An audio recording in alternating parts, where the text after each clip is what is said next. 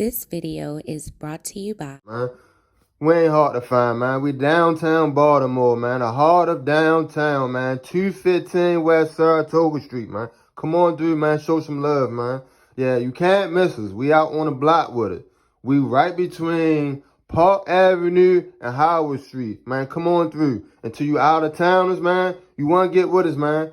Come on through. Put this cool green on. Let everybody know, man, y'all with the city, man, that y'all riding with us, man, that y'all for us, man. Y'all support what we got going on down here, man. Because this right here, man, it's going worldwide, and it's coming straight out of Baltimore, and it's going to be bigger than Ralph Lauren real soon, man. It's coming straight out the city, man, and this what it is. And once you put it on, you're going to see what I'm talking about, man. This the real deal. Come on down, man. If you can't come through and shop with us online. Go online right now, man. CoolGreenClothing.com and shop with us, man.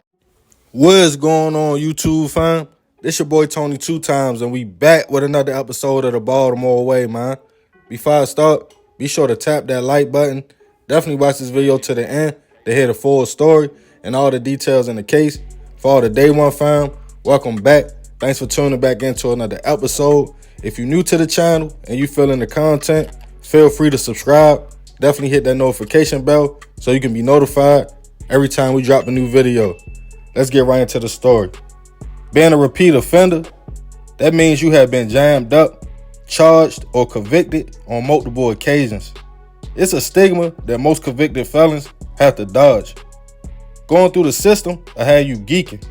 If you are locked up for a blick for the first time and you see a dude come back from court with the same charge as you and get 15 years, now in your mind, you like how?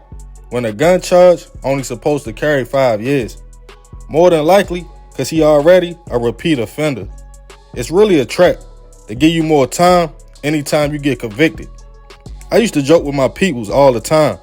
How you go to prison multiple times for a block or neighborhood, and as soon as you come home, go right back to that same area. The people know you, the police know you, everybody. So now you are putting yourself in a situation, if you or someone around you even breathes wrong, you will probably catch a new charge.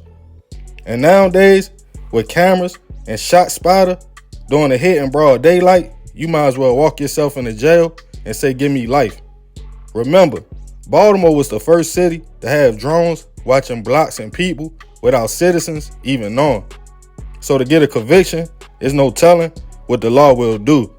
But putting yourself in the same environment around the same people when you are already known for certain activity, you are definitely setting yourself up for failure. And on this episode of the Baltimore Way, we will be discussing the case of a man sentenced to life plus 25 years in prison for allegedly doing a hit in broad daylight at a Baltimore church. According to sources, a man named Larry Harrison was known around his way, not only by people, but police and detectives in Baltimore's Eastern District. To the point, they even knew him by his nickname, Lil Larry. Larry had been locked up on multiple occasions, even being charged with assault, handgun violations, and a hit. But in 2018, he managed to still be free in the city streets. On March 16th, 2018, a 21-year-old man named Charles Tate was hanging with a friend in the 2800 block of Hillen Road, right off Hugo Avenue in Northeast Baltimore. The two men were sitting in the back of a church on the steps at about 12:45 p.m. when an unknown man came out the alleyway, letting off multiple shots at the two. They tried to get up and run and managed to get a few feet away before one of them collapsed and the shooter took off running the other way. About 10 minutes later, paramedics arrived to the scene before BPD and transported the victim to a local hospital where he was shot 11 times and unfortunately would not survive. He was later identified as 21-year-old Charles Tate. The man with him was not hit. As homicide detectives went to the scene, they were surprised to see the location of the shooting was at a church in broad daylight, but no witnesses at all, just multiple shell casings. But as police looked around and across the street, they noticed multiple businesses with surveillance cameras pointing in the direction of the alleyway. As the footage was handed over to the detectives, they watched and saw a man peeping the two friends on the steps, walking into the alley and coming back out with a blick, letting off shots. The shooter didn't have on a mask, and the video was paused so still pictures can be taken, enhanced, and the next day, BPD released the pictures of a suspect to Twitter. When a sergeant on the force replied, "I know the shooter," he alleged he knew the man from his years between 2004 and 2007 while working the Eastern District. He claimed the shooter was Larry Harrison, or Lil Larry. The sergeant stated he used to speak to him for years when he was outside. With that lead, BPD eventually took some pictures to a close family member's job and said, do they know the man in the picture, without telling her what was going on. In which she stated yes. This was April 12th, a few weeks after the hit. A few days later, on April 15th, they showed Larry's girlfriend at the time the same pictures, using the same tactics. She was able to identify the man in 1 out of 4 photos. The detectives then got Larry's cell phone number from someone close to him and got a warrant to search the phone for location information and other things. But as the information came back, the phone wasn't actually Larry's at all. BPD still went and snatched the man up, and he was charged with first-degree hit, use of a firearm and commission of a crime, and handgun violations.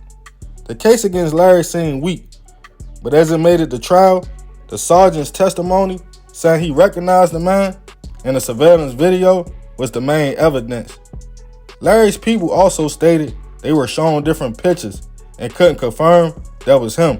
But of course, prosecutors brought up his past charges and run-ins with the law.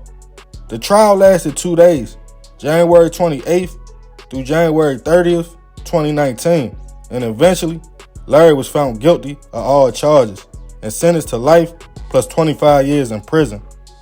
Him and his lawyer argued it wasn't any real evidence linking him to the hit, and prosecutors reversed the roles. Instead of proving guilt, they shifted the burden of proof to the defense. Larry still is appealing his conviction. Rest in peace to Charles. I send my prayers and deepest condolences to his family. Whatever the situation was, the shooter felt like they had to hit the man on the church step. That's serious. Larry was accused and convicted because he was already known in the area and for being the shooter. That's how it goes, even without no witnesses. The police can get a conviction off someone in the force recognizing you. That's like the 5th time I heard this. We can't be so in love with the trenches, we are scared to separate ourselves from them, especially if we are known. Only Larry knows if he did the hit on Charles or not. And what was so serious to hit a man 11 times at a church? But unfortunately, where you at, who is around, nothing matters no more in the streets. It's a cold game. But hey, that's the Baltimore way. Man, rest in peace to Charles. I send my prayers and condolences to his family. Shorty was 21. I don't know what the situation was about. Like I said, I ain't gonna speculate. But you know, that was bold to do something like that, broad daylight, right there in that area. If you know that area, it's a lot of traffic, a lot of cars. It's right there. So yeah, man. Y'all already know this is another episode of the Baltimore Way. I ain't gonna talk y'all head off. Leave it in the comments. I appreciate you if you made it to the end. Love, fam. This your boy Tony 2 times. I'm out.